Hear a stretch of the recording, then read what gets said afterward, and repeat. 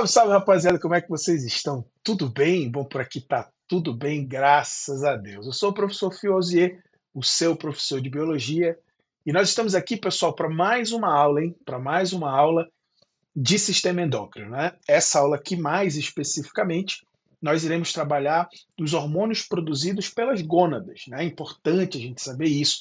Vamos falar sobre FSH, LH, HCG, vamos falar também sobre o ciclo menstrual, ou seja, tem muita coisa importante para a gente falar nesse vídeo aqui.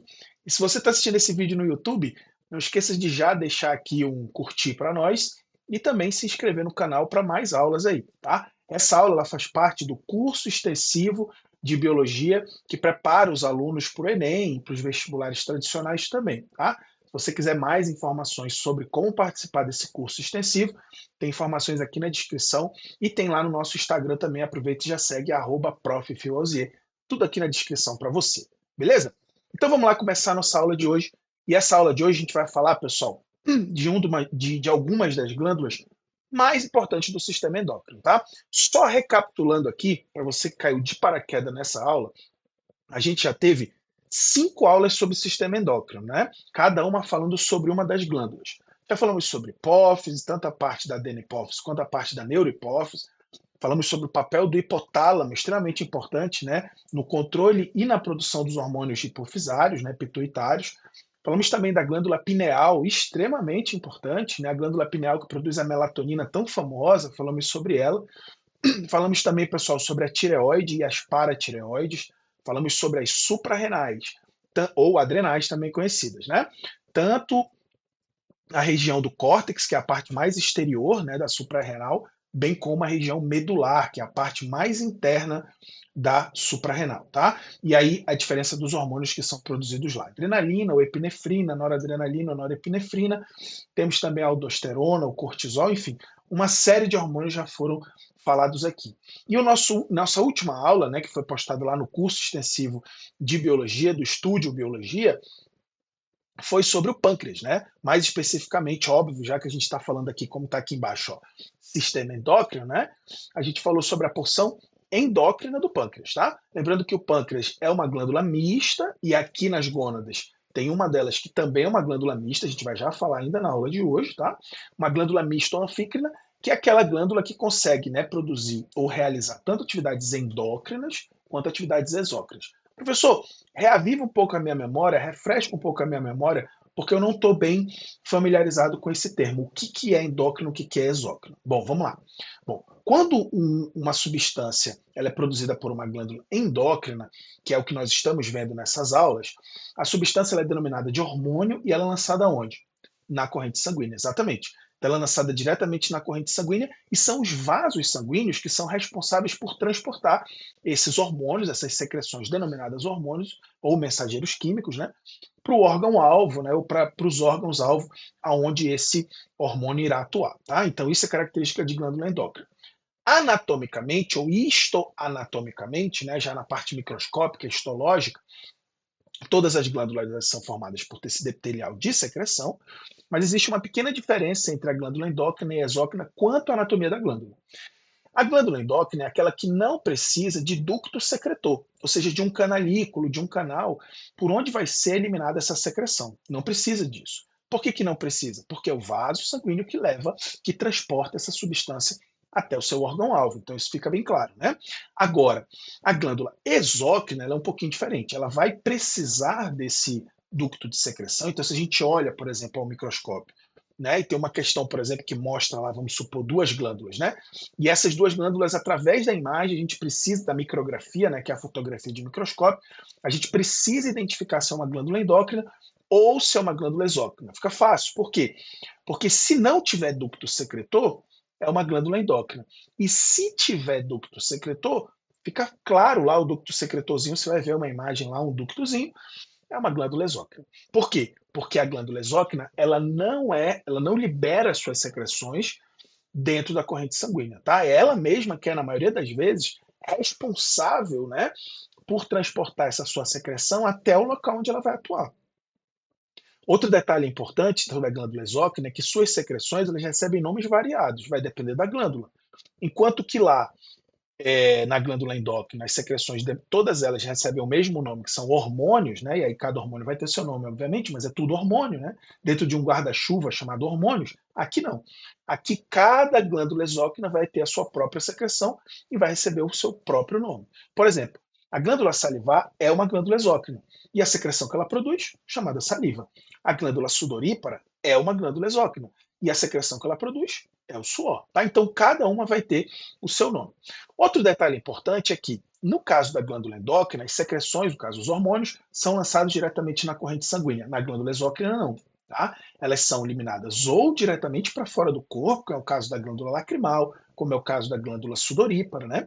Ou em órgãos ou cavidades com abertura para o meio externo. Por exemplo, no caso da boca, glândula salivar, a boca tem uma abertura para o meio externo, então a saliva é uma secreção exócrina. Por exemplo, no caso do pâncreas, eu falei para vocês que o pâncreas ele pode realizar tanto a função endócrina quanto a função exócrina, né? A função endócrina do pâncreas, produção de insulina e glucagon, que são hormônios que atuam controlando a glicemia no sangue, né? Ou seja, a concentração de glicose na corrente sanguínea. Então, obviamente que são hormônios porque são lançados no sangue. Agora, tem a porção exócrina do pâncreas que produz o suco pancreático, né? E aí tem várias enzimas lá, 5 especificamente, que atuam no suco pancreático, tá? Tripsina, quimiotripsina, né? Enfim, são várias enzimas lá. Um detalhe muito importante sobre as secreções pancreáticas, no caso as secreções exócrinas pancreáticas, é que elas são lançadas no intestino delgado, na região do duodeno.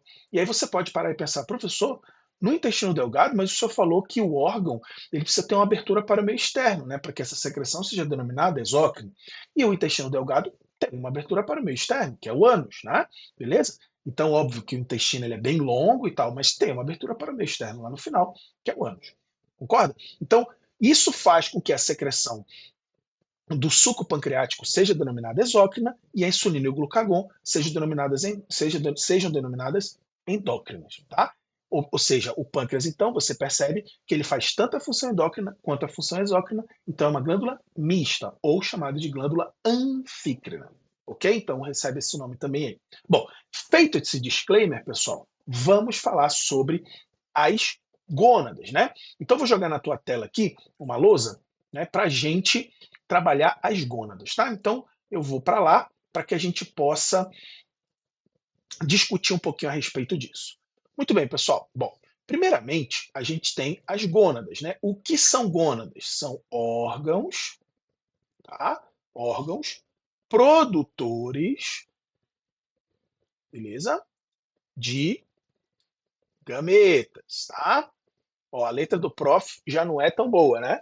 Na mesa digitalizadora eu faço um grande esforço aqui para que ela fique legível para você. A sua letra é bonitinha, você faz o lettering, né, no seu caderninho, coisa mais linda, canetinha estabilo, né, com cheirinho, coisa linda, tá? Várias cores aqui, aqui não é daquele jeitão. Beleza? Então, órgãos produtores de gametas são gônadas, tá? As gônadas têm essa função primordial. Mas, além disso, pessoal, existem as chamadas funções acessórias, né, das gônadas, tá? Que nesse caso aqui são produção de secreções, tá? E hormônios, ok? Então isso aqui, ó, é basicamente as funções das gônadas. Então a reprodução no nosso corpo ela é uma atividade extremamente vital, concorda? E é óbvio que tem que ter um órgão especializado nessa atividade, em auxiliar nessa atividade. No nosso caso, né, no caso dos animais, na maioria deles, realizam reprodução sexuada. Então, essa reprodução sexuada ela é feita através da troca de material genético por células, que são então os gametas. Né? Então, a gente precisa ter no nosso corpo estruturas especializadas nesse processo. Perfeito, tá? E aí, obviamente, que no caso de animais dioicos, né, ou seja, animais que possuem gêneros separados dentro da população, a gente vai ter aqui, ó, as gônadas masculinas, e a gente se refere aqui ao sexo biológico, tá? Então, gônadas, né? A mão, o cérebro é mais rápido que a mão, né? Gônadas masculinas, né? Que são os testículos, né? falar estruturalmente sobre o testículo, o papel dele, as estruturas, ducto deferente, epidídimo, uretra, né, glândula de Sertoli, células de Sertoli, glândula bulboretral, próstata, isso daí é no outro momento, né, onde a gente estiver falando sobre o sistema reprodutor. Né? Aqui a gente está dentro do sistema endócrino, falando sobre os hormônios reprodutores, né, os hormônios que atuam nesse processo de reprodução. Tá? Então, as gônadas masculinas são os testículos e as gônadas femininas são os ovários. Beleza, pessoal? Então a gente tem aqui essas duas estruturas, o testículo e os ovários, tá? Vamos começar, né, a nossa análise falando sobre o testículo, tá? Então, vamos primeiro aqui, porque quando a gente falar sobre os ovários, a gente vai ter que entrar na parte do ciclo menstrual, ok? Muito bem. Então, o testículo, pessoal, que é justamente a gônada masculina, a gente tem algumas coisas que a gente precisa analisar e saber a respeito deles, né? Bom, nesse caso, começa o desenvolvimento dos testículos, tá? Começa o desenvolvimento ainda no período embrionário, tá? Vamos dizer assim, na embriogênese, tá? Então, você já deve ter parado para observar, ou já deve ter visto em algum caso, né? Quando uma mulher, por exemplo, ela está gestante, ela está grávida, existe um momento certo, né, que ela pode fazer o ultrassom para determinar qual é o sexo do bebê, né? Ela não pode fazer isso antes. Você já parou para se perguntar o porquê? Bom, ela não pode fazer isso antes porque ainda não houve uma diferenciação das genitálias e das gônadas. Tá? Se ela fizer, por exemplo, salvo engano, é o terceiro ou é o quarto mês de gestação, por ali aproximadamente. Tá? Então, se ela fizesse ultrassom para determinação do sexo antes desse período, todos serão como meninas, né? Ou seja, não tem ali desenvolvido ainda o pênis, a bolsa escrotal, ainda não tem isso desenvolvido. Depois do terceiro mês, aproximadamente, o que vai acontecendo? A estrutura que vem a ser o clitóris da mulher, ela desenvolve da origem ao pênis, né? A vulva, né, ou seja, aquela região toda externa, né, do aparelho reprodutor feminino, ela vai se desenvolvendo e forma a bolsa escrotal. E os ovários dessa menina, entre aspas, desce e se depositam na bolsa escrotal, tá? Então, se for XX, nada disso acontece. Mas se for XY, né, lá na determinação sexual dos seres humanos, aí todo esse procedimento vai acontecer e aí o médico consegue observar ali no ultrassom, dando o veredito ali que o caso é um menino ou, se não observar nada, é uma menina depois que passar essa barreira ali do quarto mês, aproximadamente. Beleza, pessoal? Muito bem. Então, esse desenvolvimento, né, dessa gônada vai acontecer ainda lá na embriogênese. Tá? Agora, uma informação muito importante que eu vou até colocar aqui, ó. Deixa eu pegar aqui o meu pincel amarelinho, eu me amarro nesse pincel amarelinho, acho tão bacana. Ó, essas duas estruturas aqui, que são as gônadas, né, são, obviamente, estimuladas, né, pelos hormônios, ó, hormônios. Então, são estimuladas pelos hormônios gonadotróficos. Beleza? Quem são os hormônios gonadotróficos? É o FSH e o LH. Tá? Então, esses dois hormônios aí, eles têm um papel extremamente importante. Tá? Porque, justamente, olha o nome, gonadotrofinas, ou hormônios gonadotróficos. Trófico, né, para quem não sabe, o trófico significa estimulação. Tá? A hipófise, pessoal, ela é muito curiosa, porque ela é uma glândula denominada de glândula mestra. Né? Por que glândula mestra? Porque a maioria dos seus hormônios, a maioria, não todos, tá? A maioria dos seus hormônios acaba atuando no controle da atividade de outras glândulas. Por exemplo, existe um hormônio chamado adrenocorticotrófico. Adreno vem de adrenal, que é a mesma coisa que suprarrenal. Córtico vem de córtex, então o córtex da suprarrenal. E trófico vem de estimulação. Então é um hormônio produzido pela hipófise, que é uma glândula encefálica, né, uma glândula cerebral, mas especificamente é encefálica, mas ela compõe o cérebro, né? E que atua estimulando a suprarrenal. Olha a distância do encéfalo para a suprarrenal, que fica em cima dos rins, né? Então, esse hormônio, ele vai estimular, vai agir, né? Ligando ou desligando, estimulando ou desestimulando a atividade da suprarrenal, tá bom? Então, esses hormônios, todos eles, né, que atuam sobre a suprarrenal, que atuam sobre, no caso, as gônadas, né, e outras glândulas, eles são chamados de hormônios tróficos ou hormônios estimulantes, tá? Traduzindo aí esse termo para um linguajar mais simplório, mais coloquial, beleza? Então, hormônios estimulantes ou hormônios tróficos. Isso faz com que, obviamente, a hipófise seja denominada de glândula mestra, tá? Agora, olha que interessante esses dois hormônios aqui. Esses dois hormônios, eles têm nomes, né, muito curiosos, tá? Eu vou fazer aqui um parêntese, e aí eu volto para a gente. Deixa eu jogar aqui para baixo, já já eu volto. Tá? Então, o FSH e o LH, eles têm nomes muito curiosos, tá? E esses nomes do LH e do FSH, eles fazem alusão ao papel desses hormônios no corpo da mulher, né? Papel desses hormônios no corpo da mulher. Isso faz com que a maioria dos alunos acredite que esses dois hormônios aqui sejam hormônios femininos, né? Mas não são, tá? Não são apenas hormônios femininos. Não é que eles não têm papel no corpo da mulher, tá? O papel é até mais evidente no corpo da mulher, isso é verdade. Mas eles também possuem papel no corpo dos homens, tá bom? Então vamos lá falar um pouquinho sobre o nome desses hormônios e o que eles realizam. Então, o FSH é chamado de hormônio, tá? Folículo, nossa, minha letra tá bonita, hein?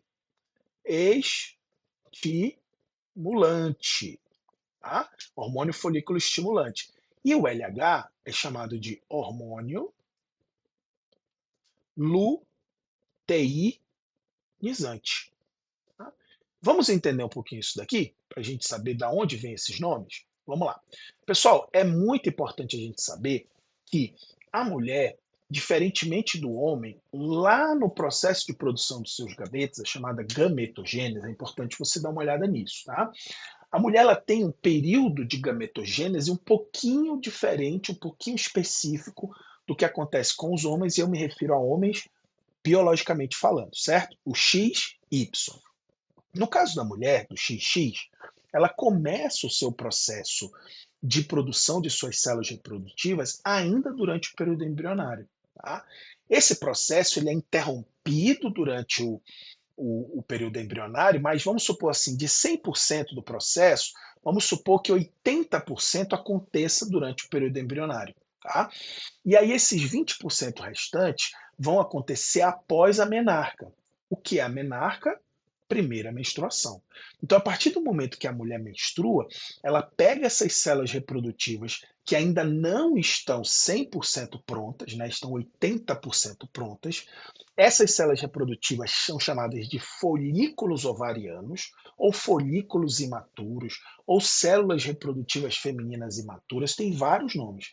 Porém, o mais comum são folículos ovarianos. A partir da menarca, a cada mês a mulher pega uma dessas células, em geral, tá? Pode acontecer variações, porque biologia não é matemática.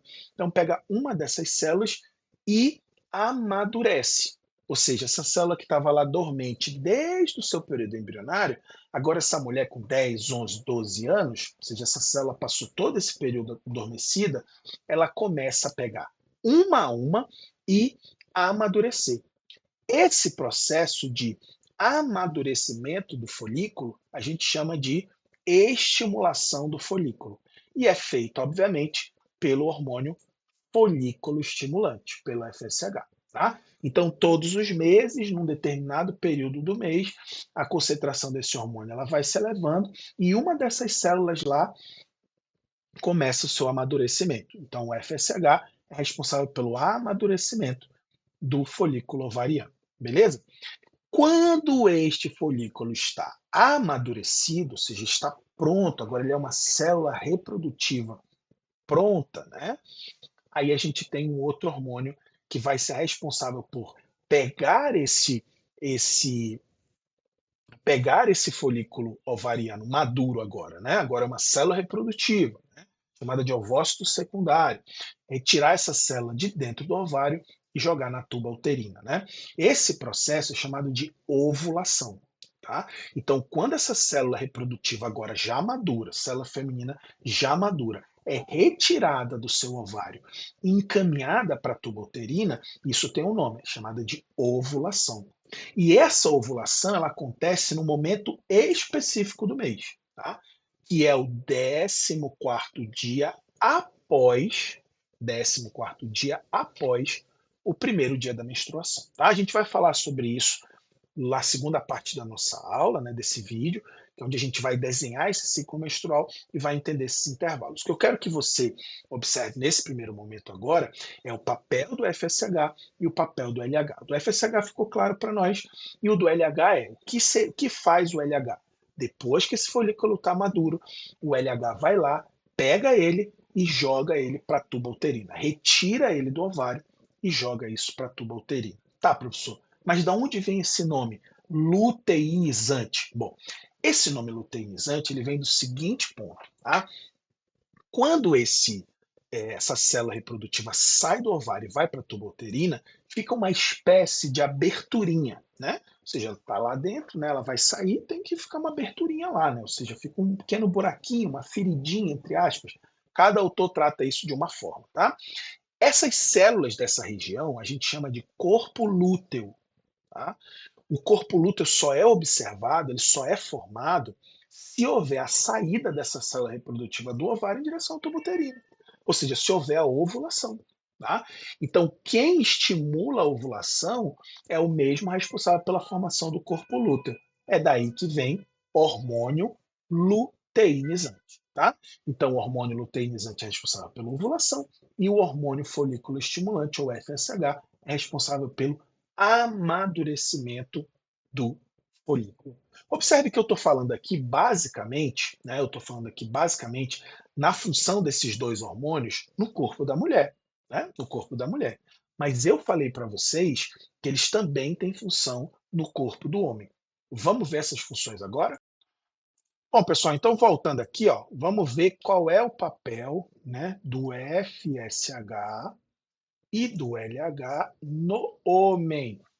Beleza? Afinal, são produzidos, né, na hipófise e atuam no testículo, tá? E aí a gente vai ver qual que é o papel especificamente do testículo. Bom, pessoal, voltando aqui embaixo, a gente pode dizer ou resumir a função do FSH da seguinte forma. Bom, se o FSH ele é responsável por amadurecer o folículo ovariano, que é a célula reprodutiva feminina, imatura, eu posso resumir dizendo que a função do FSH seria produzir a célula reprodutiva feminina madura, né? Formar a célula reprodutiva feminina propriamente dita, formar o gameta feminino, né? Porque o gameta é a célula reprodutiva feminina apta à reprodução. O folículo ainda não é apto à reprodução, então não posso chamá-lo de gameta, mas a partir do momento em que passa pela ação do FSH e o LH tira esse folículo do ovário e joga na tuba uterina, né? Então eu posso dizer que agora essa célula é um gameta, ou seja, apto à reprodução. Então eu posso dizer, resumindo, que a função do FSH seria produzir o gameta feminino, né? Então tá aqui, eu posso resumir assim: produzir ou produção de gameta, tá? Muito bem. Outra curiosidade importante é que o LH, pessoal, quando ele realiza a chamada ovulação, né, ou seja, a formação, então, do corpo lúteo, né? Que é como se fosse aqui, ó, vamos lá, aqui está o ovário, né? Ligado aqui à tuba uterina, bonitinho, e aí forma-se então uma aberturinha aqui, ó, né, por onde vai sair essa célula chamada de óvulo, ovócito secundário, né? Ou seja, célula reprodutiva feminina. Bom, as células adjacentes formam o chamado corpo lúteo. E essas células produzem um hormônio extremamente importante, né? Produzem um hormônio extremamente importante chamado de progesterona. Tá? A gente vai já falar sobre ele. Tem o estrógeno, tem a progesterona, tem a testosterona, a gente vai já falar. Eu estou fazendo um preâmbulo para você não para você entender da onde vem esses hormônios, estrógeno e progesterona. Não posso simplesmente te dizer, progesterona faz isso, estrógeno faz aquilo, e testosterona faz aquilo outro. Não.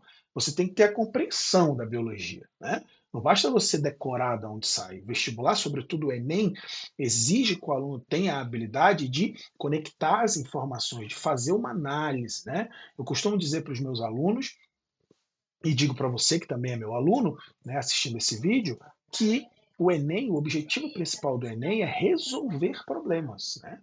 Ele quer que o aluno tenha essa habilidade de resolver problemas utilizando, obviamente, conhecimento da matemática, da física, da química, da biologia, né? Enfim, fazer as análises necessárias. Por isso que lá no Enem as áreas são chamadas de ciências da natureza e suas tecnologias, matemática e suas tecnologias. O que é a tecnologia? É a aplicação do conhecimento em benefício de produção de um determinado produto, de um bem de consumo, de um conhecimento, de uma solução. Tá?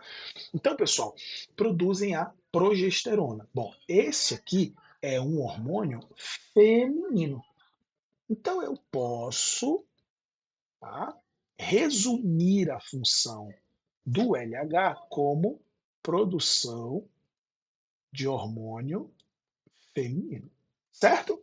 Sim ou não? Muito bem. O homem tem esses dois hormônios. Então, no homem, a função vai ser absolutamente a mesma. Quer ver? Ó? O FSH no homem, ó, qual é a função dele? Auxiliar na produção do espermatozoide. Beleza? Então, auxiliar na produção de espermatozoide. Vai estar no testículo, né? Lá no epidídimo, auxiliando na maturação dos espermatozoides, beleza? E o LH, qual é a função dele feminina, que a gente acabou de ver? Produção dos hormônios femininos. Então, aqui, produção da testosterona, que nesse caso é o hormônio masculino, tá? Então, enquanto o LH no corpo da mulher vai, né, produzir o hormônio feminino, no caso, né, que é justamente a progesterona, um deles, né, a gente vai já falar do estrógeno e como ele é produzido daqui a pouco. No caso do homem, é a testosterona, né, que é o chamado andrógeno ou hormônio masculino. Vamos ver as funções da testosterona agora. Bom, as funções da testosterona elas se resumem da seguinte forma, tá? Primeiro, como esse hormônio é chamado de andrógeno, né, então esse hormônio ele é responsável por fazer com que o X e Y manifeste as características secundárias sexuais, tá? Ou características sexuais secundárias, né? A gente pode ter também alguns itens de vestibular chamado de características masculinizantes. Beleza, pessoal? Características masculinizantes. Quais seriam essas características masculinizantes, professor? Bom, então no caso aqui, ó, o XY, o que ele vai ter? Pelos faciais, né? Mais do que o XX, né? Pelos faciais, tá? Maior concentração de fibras, e aqui eu me refiro às células musculares, né, que são chamadas de fibras, né? Então, o homem, no caso o XY, ele vai ter mais essa característica mais acentuada. Outra coisa também, voz grossa, não é isso? Então ele vai ter, ou seja, aqui a gente pode resumir nessas três aqui. Tem mais características que são masculinizantes e tem as características primárias, sexuais primárias, que também são manifestadas pela testosterona, que é o quê? Que é a formação da genitália masculina, né? Pênis, bolsa escrotal, testículos, tudo isso daí também é determinado pela testosterona, tá? Ou, vamos dizer assim, estimulado, né, pela ação da testosterona, tá? Além disso, pessoal, a testosterona, o que que ela vai fazer? Ela vai induzir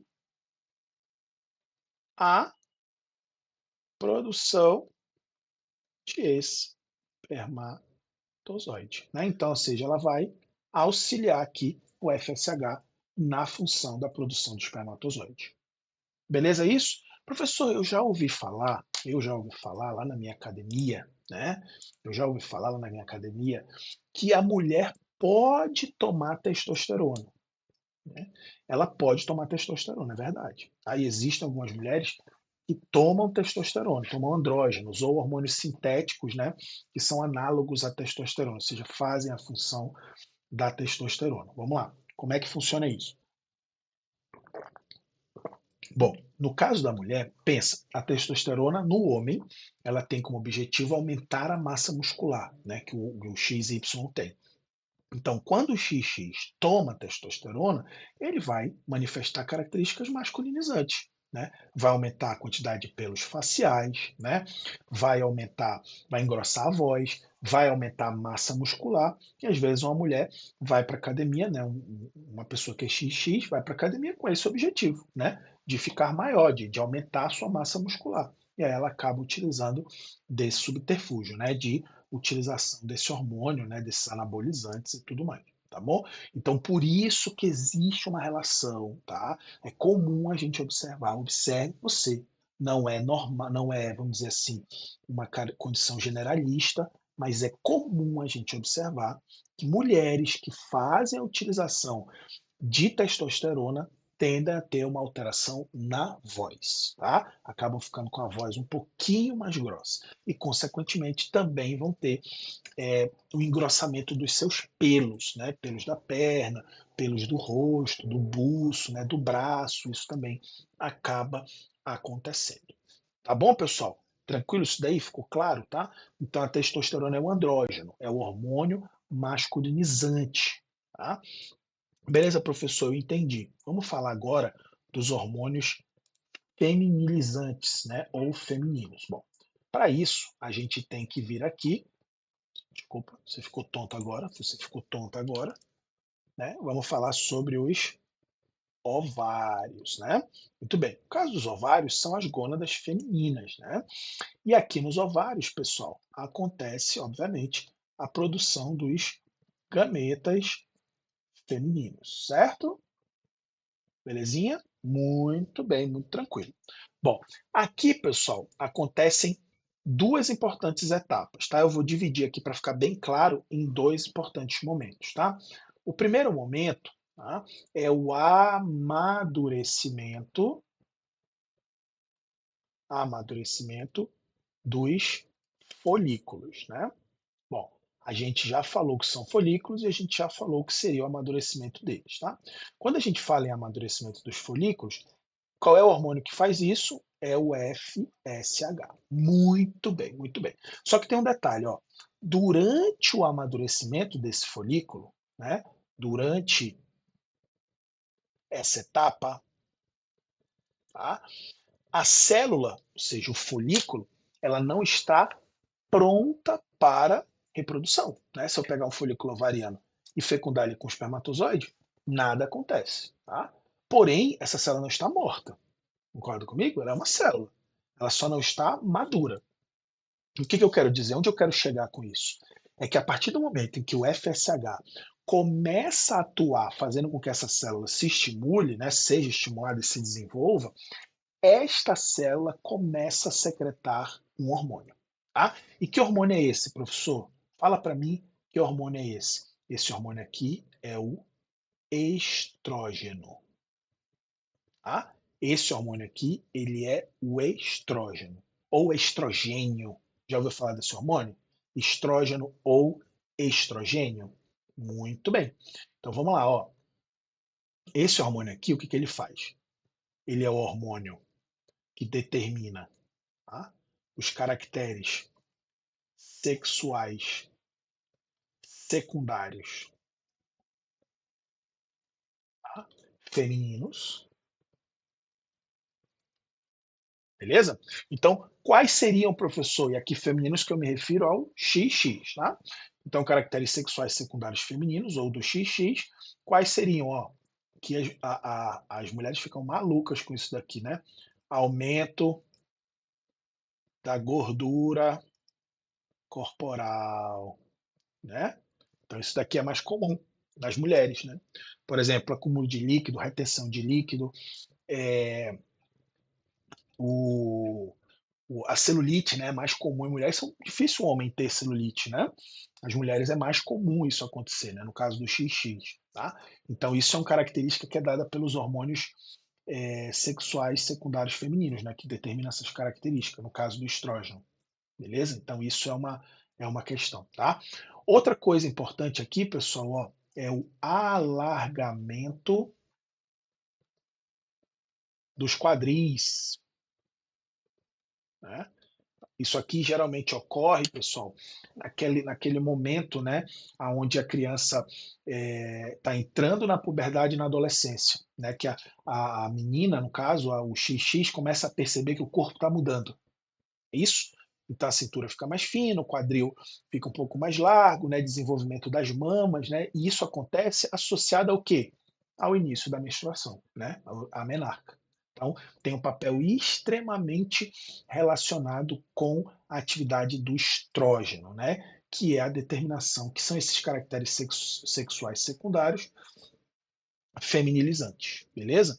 Então, por exemplo, o XY, quando ele vamos supor, transexual, né, e tal, ele faz a utilização desses hormônios para justamente manifestar essas características feminilizantes, né? E aí essas pessoas acabam manifestando alguma dessas características, né? Acabam ficando com o quadril um pouco mais largo, com a cintura um pouco mais fina, com a voz também um pouco mais afinada, tá? Então, com a utilização do estrógeno, ele começa a manifestar, essa pessoa começa a manifestar essas características, mesmo sendo XY, né? Ela começa a manifestar algumas características do XX, tá? Então, mais comum, né?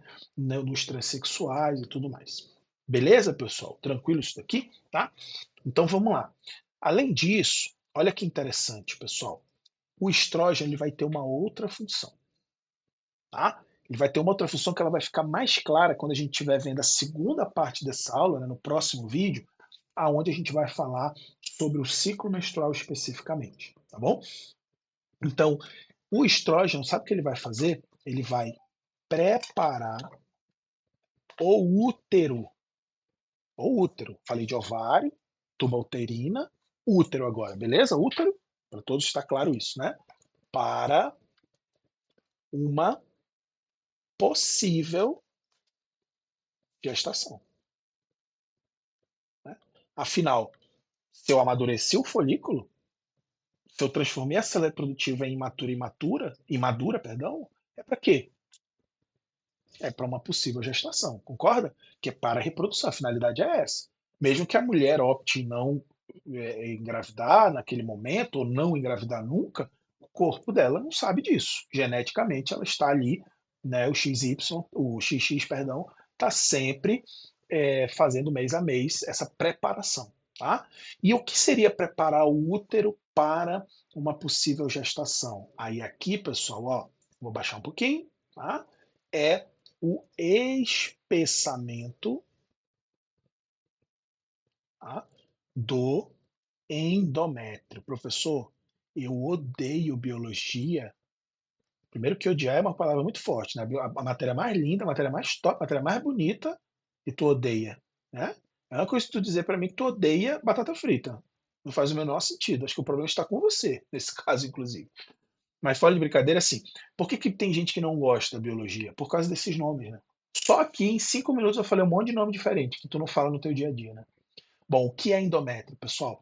Vamos pegar aqui, ó. Então, tuba uterina, ovário, tuba uterina. E aqui, pessoal, ó. Peraí que eu desenhei rápido. Aqui, ó, a gente tem, ó, aqui do outro lado vai ter a mesma coisa, né? Tá, tarará. E aqui, ó, a gente vai ter o útero, certo? O útero. O que seria espessamento do endométrio? O endométrio, pessoal, é o tecido que reveste internamente esse útero, tá? E com a ação do estrógeno, ou do estrogênio, né, esse endométrio ele começa a ficar mais espesso, começa a se concentrar aqui, ó, vários vasos sanguíneos. Por quê? Porque se porventura esse bebê, essa célula reprodutiva for fecundada, esse bebê ele vai se fixar aqui, ó, e vai começar a se desenvolver, né?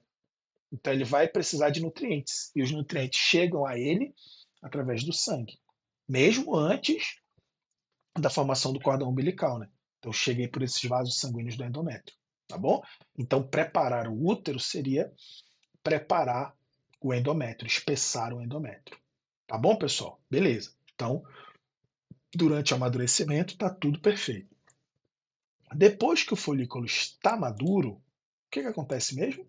A gente acabou de ver que o LH vai lá e expulsa esse folículo, né? Então é o momento da ovulação. Lembrando que quando a gente fala de ovulação, ela é mediada pelo LH, né? Pelo hormônio luteinizante. Perfeito. Aqui na ovulação, há a formação então do corpo lúteo, e esse corpo lúteo, como a gente falou anteriormente, ele vai produzir a progesterona, tá? E aí a gente precisa falar sobre esse hormônio, tá? O que que esse hormônio vai fazer? Perfeito. Então esse hormônio tem as funções praticamente iguais à do endométrio, tá? Então ele vai dar características sexuais femininas, beleza? E ele vai preparação, vamos colocar assim, né? Preparação do útero. Então ele acelera o papel do endométrio, do estrógeno. O estrógeno estava vindo, produzindo, parará, só que ovulou já. Ovulou. Ou seja, o LH atuou e expulsou o folículo agora maduro do ovário em direção à tuba uterina. Tá? Então, esse espessamento do endométrio tem que acelerar, porque esse folículo está vindo, concorda? Esse folículo está chegando.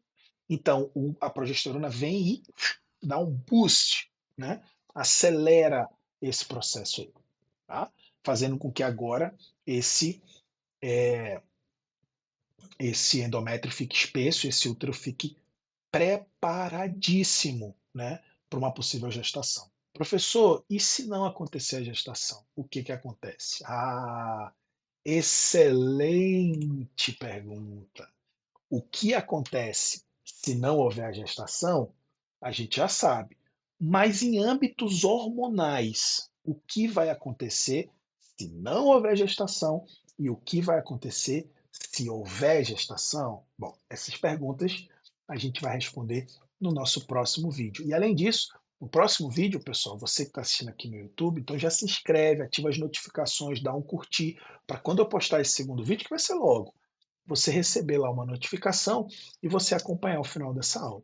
Além disso, a gente vai fazer também algumas questões mostrando para vocês como é que isso vem no Enem e em vestibulares tradicionais. Beleza, pessoal? Ó, foi um prazer imenso estar com vocês aqui. Então não esquece, se você curtiu, deixa um comentário aqui, deixa um curtir, se inscreve no canal para receber as próximas aulas. Um beijo grande para vocês e a gente se encontra no próximo vídeo.